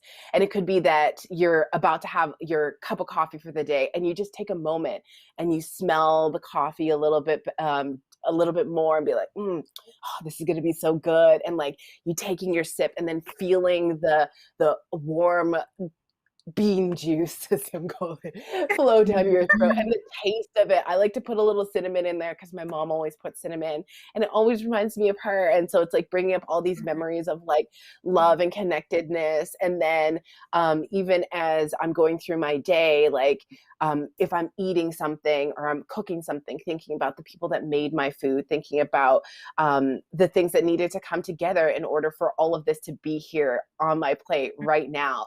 The ability for me to be able to even pay for this food is just amazing. The ability that like, or the appreciation for the people that are buying my products and services so that I can actually go ahead and pay for this and pay for my rent. And like really like taking a look at even where we're living right now, like the house that I'm in, like this is like, there's just so much. And so like, as you start doing it, then you'll feel it coming up and bubbling up. And it's so awesome because some people that are able to receive this sort of goodness will be able, like, if you say it to them, like, you know what, like somebody like does this weird smile thing and you're just all like, I always love that smile. Like, I appreciate you for always like just being like authentic or bubbly or whatever. Sometimes people be like, okay, that's cool, like whatever, because they're not used to receiving, and that's totally fine. However, you actually get the most by like letting that magic flow through you and sharing it with other people. And you know, the more you do it, sometimes they'll receive it, sometimes they won't. That's not really on you, but you will feel so much better, so much amplified. So even like random acts of text messages of like, hey bitch, I love you, you're amazing, like I hope you have an amazing day, and just sending that just randomly, it just honestly, it just makes such a difference. So make it easy, make it fun. I love it. Keep it simple, make it easy, make it fun. Love it. Such a joy. I am just thoroughly inspired. I feel like we could talk to you all day long. I wish we could, but for those of us who want to keep up with you, purchase your products, I'm definitely want to get the journal and the cards. So just once again, where can we find you? Where can we reach you? And as well as your social medias, because we want to keep up with you personally. Yeah, call me, beat me if you want to reach me. I need to join my timeline. I like following inspirational people. Like I don't need all that reality, blah blah blah. I need some joy on my timeline. So please drop it. I got you. So what you're going to want to do is check out pleasenotes.com. On Instagram, I'm on there as @pleasenotesgoods. But if you type in Please Notes, you'll see this gorgeous face. You're like, oh my God, her. And I'm like, oh my gosh, yes. And then also, last but not least, one of the places I've been playing that I've had so much fun is Clubhouse. So if you are on Clubhouse, you can find me and it's at just Cheryl S. And then if you even like type in Please Notes, you'll find me. But I actually do weekly affirmations and nighttime intention setting, all that sort of stuff on Sunday nights at 9 p.m. Eastern Standard Time, so we can play together in real life too there. I will be there. Well, thank you so much for joining us this morning. Yay! Thank you for being a part of my morning. I appreciate the both of you. Y'all are amazing. This is so fun. I felt the energy permeating through my body. You. Oh my God. I feel appreciated. Wow. You see, and then now you have the opportunity to bless somebody else with that appreciation. Yeah. I'm ordering my journals today and my appreciation cards today. And I'm going to order some appreciation cards for some other people that I know because I appreciate them for being who they are, but they need some joy in their life. Okay. So that's what I'm going to do. Thank you so much. We definitely so much for joining us. Cheryl Sutherland. Yes. Thank you. Yes. All right. Talk to you soon. Much love, respect, success. She's amazing. I keep getting the chills because she has some really great energy. And the chills are literally like all over my body. You know, yes, great energy, you know, when I was just thinking, like when I was in the shower this morning, I said to myself how idea that 20% of your life is what actually happens and 80% is how you respond to it, how you think about it. And I just, love the conversation we had with her, because it really just reminded me how mindset is so important, and how just having an attitude of gratitude can be transformative to your current conditions. Even if things don't change around you, once you change, the vibrations, like Marcus is saying, changes, which ultimately changes your life.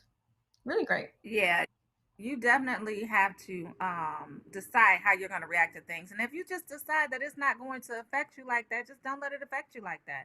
And vibrate higher. Yes, Marcus, vibrate higher. She was amazing.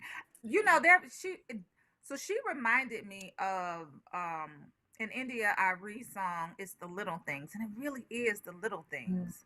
And so just taking the time to think about it. Like I think I was talking to my son. I was talking to my son yesterday. We were on our way to basketball practice and the moon was out, but it was still daylight. And so he said, "Wow, that's interesting that the moon and the sun is out at the same time." I said, "Baby, they out all the time." And what you need to know is that, we just don't see them as often together, but they're out all the time. But that's definitely something to appreciate. That's definitely something to be grateful for when you think about it. The sun rises every day, the moon rises every night. Like, that's just something to be appreciative for. Like when we wake up in the morning, we woke up. Like a lot of people didn't make it, but we woke up. Like having your family here with you and being able to have, like she said, just simple conversation. I'm grateful. I'm appreciative. It's just definitely something that we should think about and express more often. And the other thing about that is, like she said, her coffee kicking in, mine is too.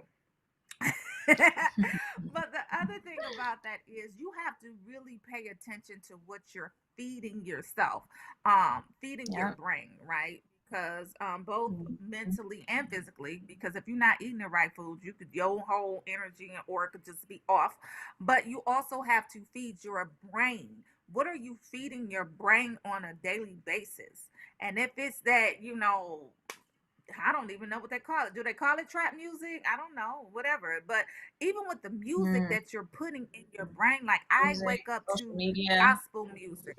I wake up to gratefulness. I wake up to saying thank you. One of my songs that I work out to, that I do Pilates to, is "Thank You, Lord" by Amber Bullock. And it's just a repetition of, just thank you.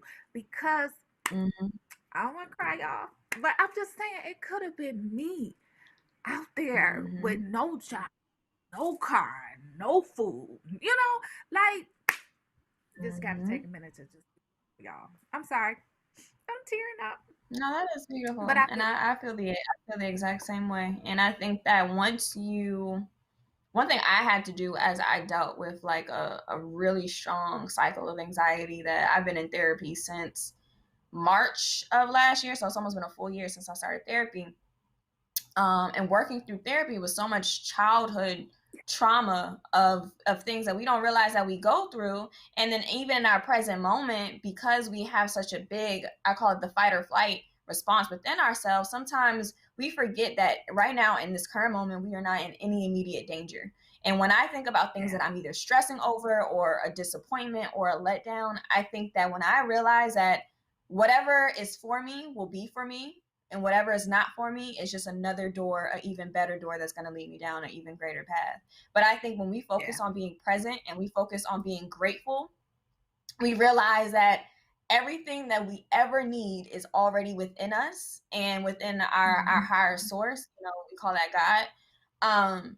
It's already within us. And like you said, if the moon can rise every day for thousands, some people think millions of years, if the sun can rise every day, if we could be orbiting on a big ass blue rock in the middle of outer space, just think about what is possible for you when you believe in the power of you and your thoughts, because life itself, it's like the Matrix. Like we don't really ever know what's going on, in the galaxy. Like we just landed on Mars the other day, y'all. So stay encouraged and believe in yourself and practice gratitude and all of the things that you can't see, and that's not physically tangible, is much more important than the things that you can acquire or touch. How you feel emotionally, how you feel mentally, how you feel spiritually will transform the world around you.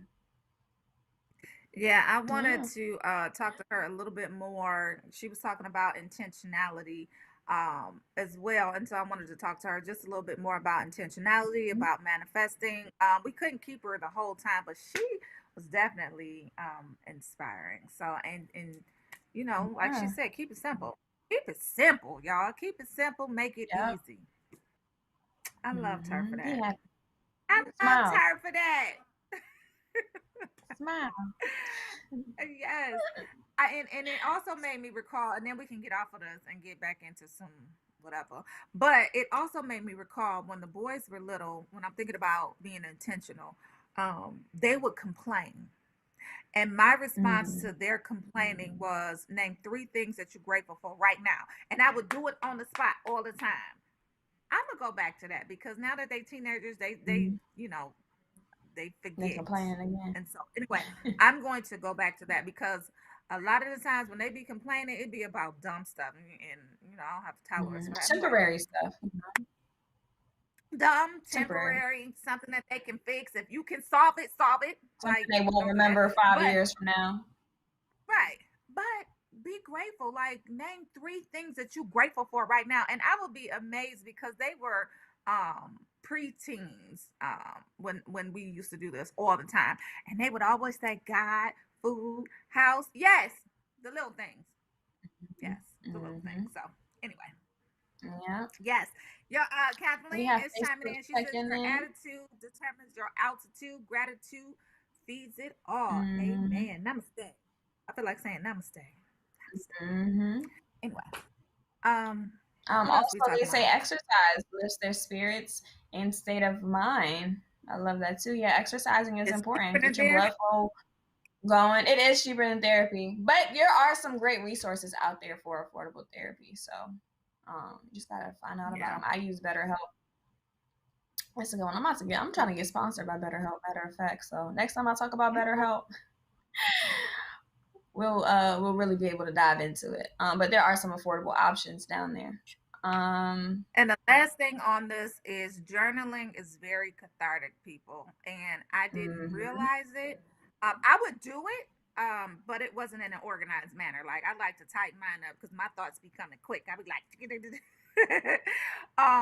but I see clearly when I write, if that makes sense. And so I find out who I am as I'm writing about what my thoughts are, as opposed to just having random thoughts. When I'm sitting in an organized fashion and typing them out, they just come. And so her business, please note, the business of journaling is definitely cathartic. If you're in a space where you just need to figure some stuff out, that's probably where you need to start. Just write. Just write whatever comes. Yeah. And what I love so much about therapy is, even though it's very vulnerable, it's just you and you. So, sometimes when we go to family and friends and we're like, oh, this is going on, I'm sad about this. Sometimes they don't listen, they give their opinions too. And we're not always asking for their opinions. But when you can just be 100% authentic, 100% vulnerable, 100% about your experience that you're having, and not having somebody else's experience affect the way that you sort through whatever it is that you're dealing with or journaling about. And that's what I love so much about journaling too, because sometimes people give their opinions and you don't need their opinions. Sometimes you just need to vent, and vent into a piece of paper or a computer is sometimes better than calling everybody around you and just, trying to get the misery loves company approach. Absolutely. Yeah. One of the reasons why people are all up in your business is because you tell them your business. So journal, write it down. Like I said, put that thing in a bottle, throw it out to the sea. Like, why you feel like you got to tell everybody? Safari, sit back, relax. Speaking of some other men who need to sit back and relax, because being grown and having beef is just not cool. Charlemagne, the God, and Lakeith Stansfield, who recently played Bill O'Neill in Judas and the Messiah, are beefing. It's crazy. I saw this.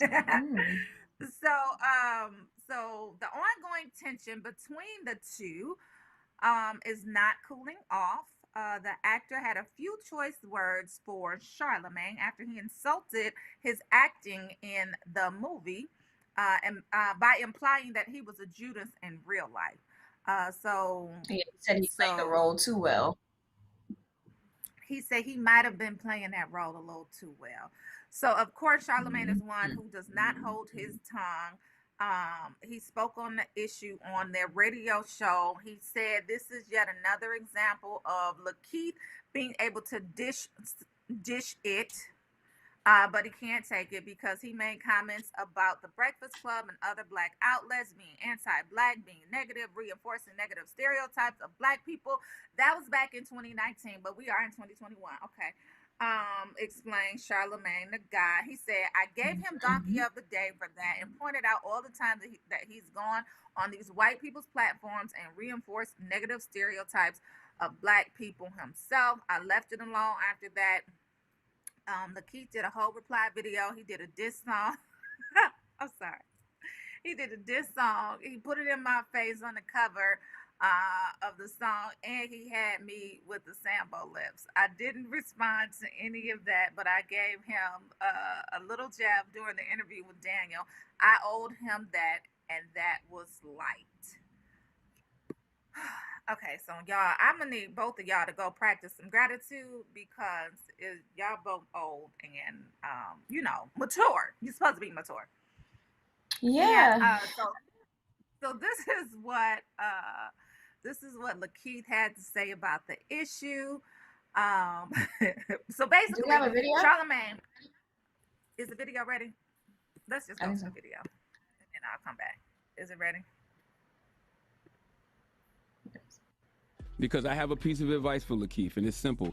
Don't dish it if you can't take it, King. The brother has a bad habit of throwing rocks and hiding his hands. And this yeah, is but he also talked example. about the mental trauma that he went through playing this role. So I'm sure that hit him differently. We're not gonna at say that what point. else But let's read. So he posted that clip and he said, "This is what hoes do: get sunned by the reality. Get off me, bro. You a lame. Daniel ain't an idiot. Leave me be, dog, and find somebody else." And then he also posted a video of himself, and he's like, "Bang bang!" He's waving a gun at a picture of me.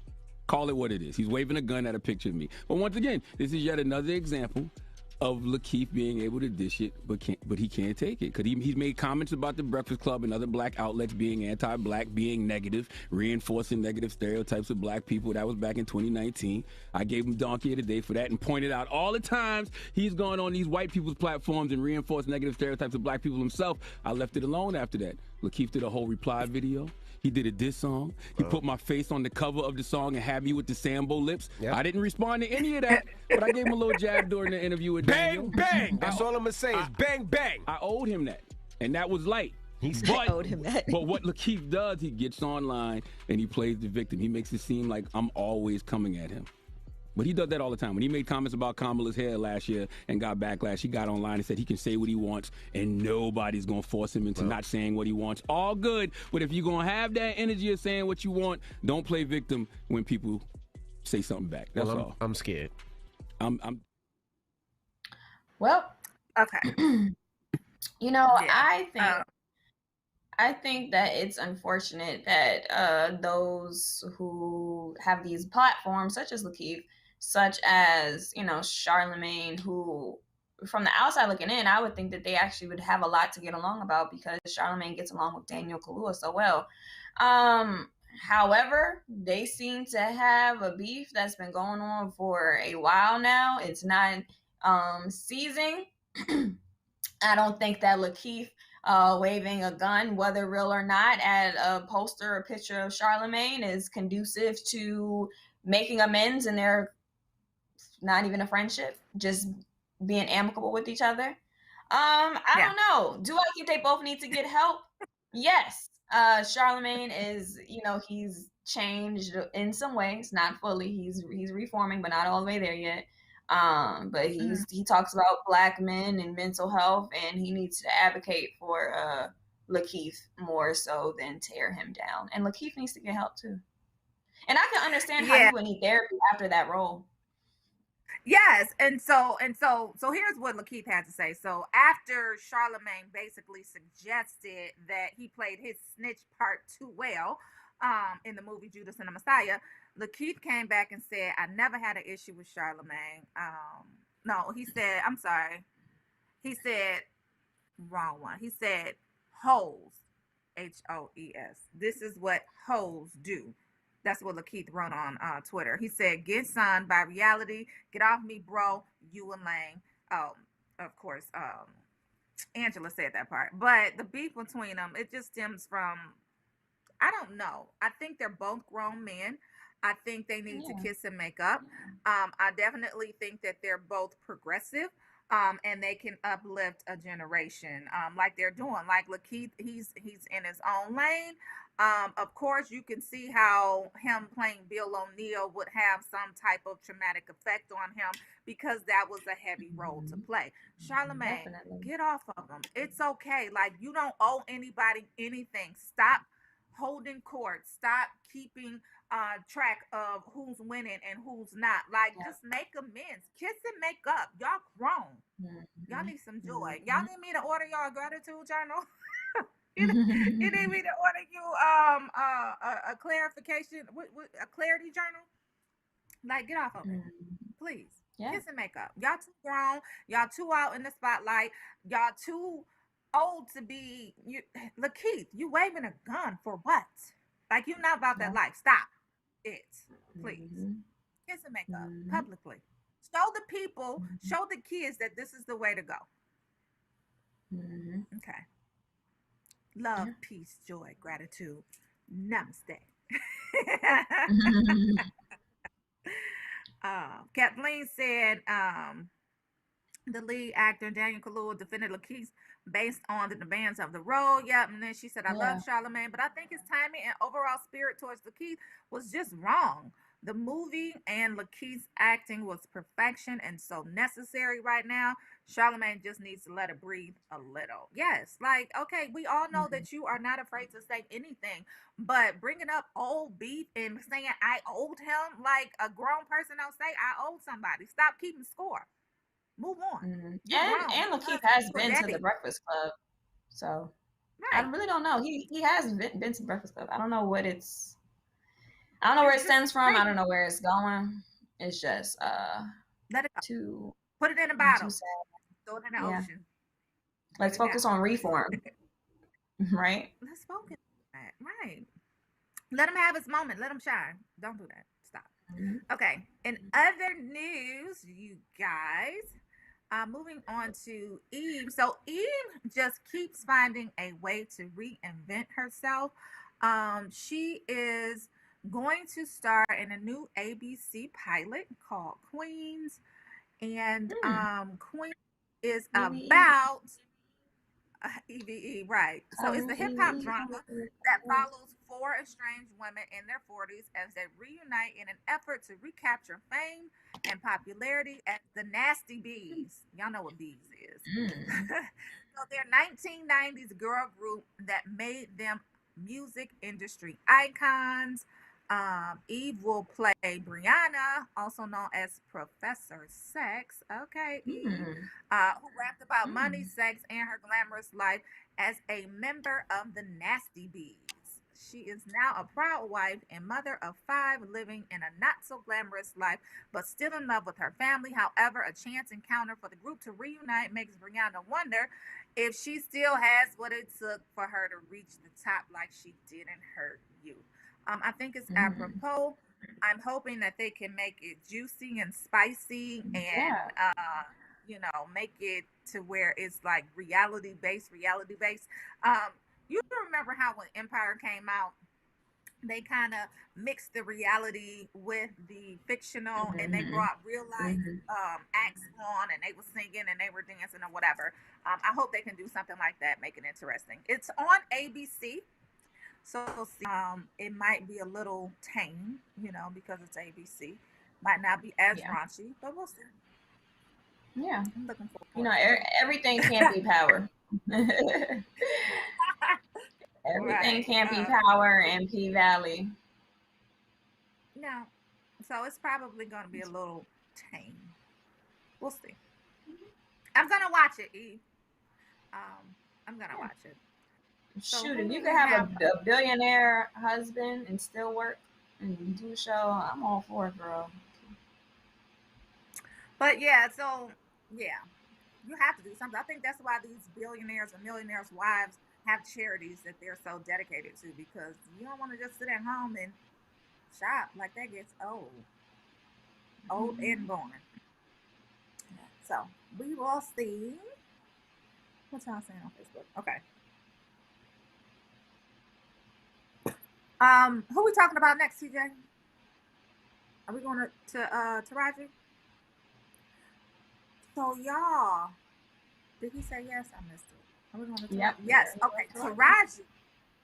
So y'all remember Taraji and Benjamin Button came out years ago. Tiara, can you Google when it came out? But Taraji was still a star when it came out, right? And so Benjamin Button starred. Who was the guy that starred in it with? Brad Pitt. Yes. So it starred Brad Pitt. It came out Christmas Day, 2008. Oh, that was a long time ago. But she was still a star. About 13 years ago. She just revealed that she only walked away with $40,000 after paying her team and designating a certain amount for taxes. Although the award-winning blockbuster film went on to gross more than $335.8 million, she only ended up spending the majority of her profits on her son's school tuition, while her co-stars Brad Pitt and Cate Blanchett received compensation more relative to the film's profits. I'm just going to say that she came a long way from that. So I'm happy that she is where she is today. $40,000 after, taxes and paying student tuition and making sure that her affairs were in order was not a lot. But back in 2008, she might have just been making her bones. I can't necessarily recall. But, it's fine. She revealed it. She's not making that now. So kudos to her. Yeah, you see these stories all the time about, what unfortunately happens to women of color in terms of compensation. And a lot of times the allies, such as white allies, have to advocate for their co-stars and supporting actors and even main actors to receive fair compensation. It's a lot of different, Caucasian female stars that I've seen have to advocate for, the Viola Davises and the Taraji P. Hensons and the Kerry Washingtons of the world. So it's just something we see time and time again in Hollywood, and it's very disheartening at the simple fact that, the Benjamin Button movie did very well, and she was nominated for an Academy Award. She was in Hustle and Flow, which is another Academy Award winning movie, and we all know her from the Baby hood boy. Yet timeless Baby Boy movie. So she's definitely deserving of the flowers that she's getting now, and she was much deserving of the flowers that she should have gotten back then. But I think the fact that she's actually choosing to expose this story just speaks volumes to her personal growth and her ability to just voice her opinion to Hollywood today, and just further show how Black people are continuously marginalized and they need to do better. And that starts by paying us what we deserve. Yeah. Period. And Viola Davis came out not too long ago and discussed the disparities in pay between herself, who is an Academy Award winner, and her white counterparts. And she basically said, it's not fair. I'm calling attention to it. If I can be, offered significantly less pay and I have Academy Awards and all of this, then I know these other actresses and actors out here are not getting their fair share either. So, yeah. Yes. And I think a lot of that has to do with, you know, as some of us who kind of experience that feeling of imposter syndrome, so many, you know, well-deserving Black people are so happy to just get an opportunity to get the experience. And that could have been, you know, just Taraji's motivation at the time. Like, she was like, I don't care how much I'm getting paid. I'm acting opposite Brad Pitt. This movie could, you know, get me where I want to go in my career. It'll put me on the main stage. It'll get, you know, the Academy Award, Oscar nominations. She was probably so focused on that she didn't even realize her own monetary worth at that time. And I think that happens so often that we don't think to have the same audacity that other races tend to have, because we're so happy to have a seat at the table. And it's like, you got to have more than a seat at the table. Flip the table over and make it happen, so that way you can open doors and opportunities for, you know, those coming up to know their worth as they move forward in life. Yeah. And sometimes, you know, as opposed to, well, sometimes these actors, they work and their work is few and far in between, right? So depending on how much money you got stacked, like I remember there was a point in time where Will Smith would only do one movie a year, and that would be the Christmas Day movie of whatever it was. It would always be released Christmas Day, and he didn't have to work. But other actors aren't as fortunate. They might not have a bankroll like Will Smith. They might really be focused on, okay, let me get this little, you know, $100,000, which is probably what it was, and let me pay this, and this, because I really do need to get by, and it's a good look, and I'll be remembered for it, and I'm gonna do a good job, and it's gonna be a stepping stone to the next big thing for me. So she may have just been focused on getting some money, because you know, we don't know how far in between it was for her to find work. And a lot of times for African American women, Hollywood is rough. You know, even when you think of like a Halle Berry, like even for her, she said breaking into that industry was very difficult. It was very frustrating. It was, you know, something that didn't come lightly. So yeah, it's definitely not for the faint at heart. No, so shout out to her for now headlining her own movies. Okay, we had a discussion about this on the Wind Up that comes on every Sunday night at 8 p.m. Eastern. But my co-host and I were talking about Taraji and what was the movie? Mary. What was the movie? Mary, the Taraji and the Mary movie. Let me look it up. Y'all don't know what I'm talking about. Proud Mary. Proud Mary. That's what it was. So, I didn't see that one. About that. They basically, a lot of, well, I think a couple of them are like, that movie was trash. I liked it. Like, I did. I thought it was a really good movie. It was definitely a different role. She was playing a badass in the role, and she was playing a badass with a heart. So I like that movie that she did.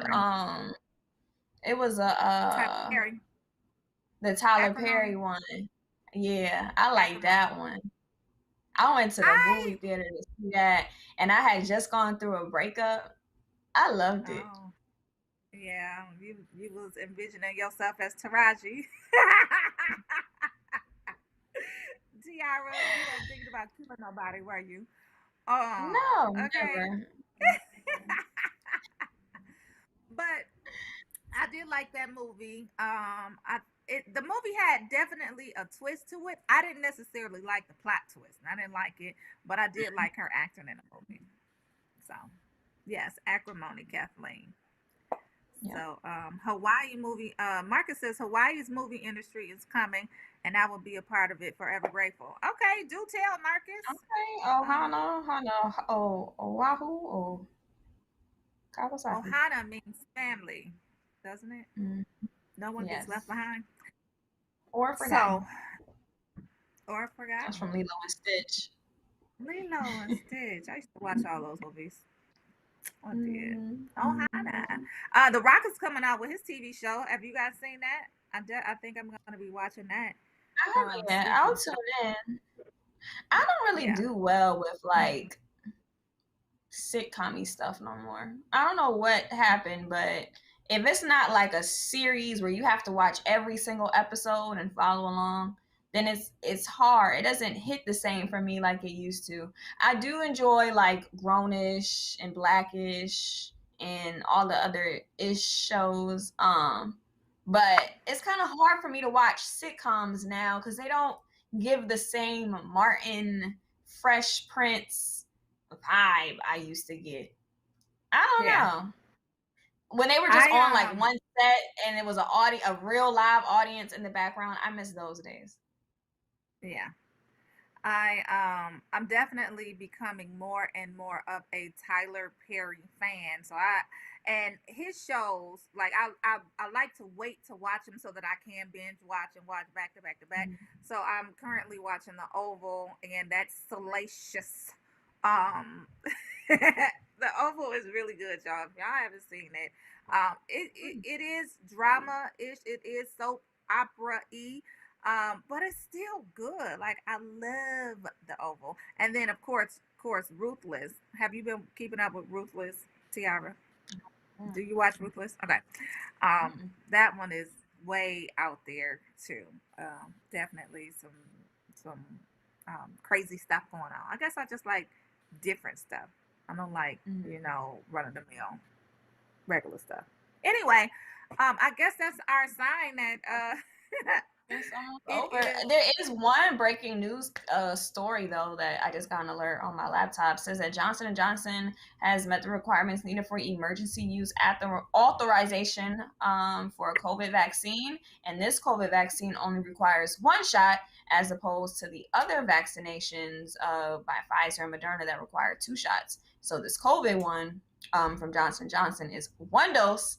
FDA finds it safe and effective and says that 80 it reduces symptoms of the Rona if you catch it up to 85%, and 100% of those who they have given the vaccine to who were in critical condition have recovered out of the hospital.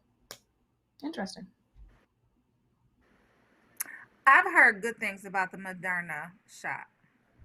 I'm gonna have to wait to hear about this Johnson & Johnson 1 dose. I would prefer 1 dose, but I'm gonna have to hear firsthand accounts of what's going on. Yeah, they've officially endorsed it, and they could start nationwide distribution as early as Monday. Interesting. Definitely a fan of the 1 shot. Let me hear some feedback, firsthand feedback.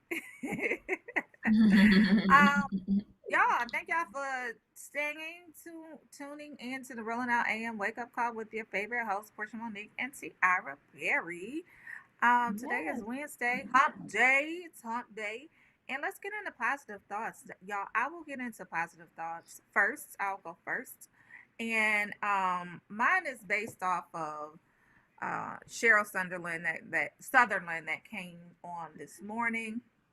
She was talking to us about gratitude and expressing it and appreciation and the subtle differences and nuances between the two, and then also wrapped in with Taraji in terms of getting paid what she's worth right now. So my positive thought of the day is appreciate who you are, and on the Taraji end, don't let anybody save you for later. So basically, like, know your worth, know your value, appreciate who you are in that, and don't let anybody tell you that you're worth less. So I am going to pass the ball over to Tiara Berry. And I'm going to catch it, and I will just say, going back to Cheryl Sutherland's having an attitude of gratitude. If you want to change the world around you and the experiences that you are having, change you first. You are the pilot of your life, and you can make choices every day to enhance, to change, and it all starts within. Those things that seem so much bigger than you really aren't. That's just your mind telling you that. So take control of your life by taking control of you and your thoughts. And have an amazing Wednesday, y'all. We'll see y'all tomorrow, Thursday. Friday Junior. See y'all later. Yeah. Thank y'all for tuning in. It's back Kathleen, Irene, Marcus, Nathan, Gene. We missed Gene this morning. Shirley Carter. Man, we missed y'all. Don't let anybody say you for later. Later. That's later.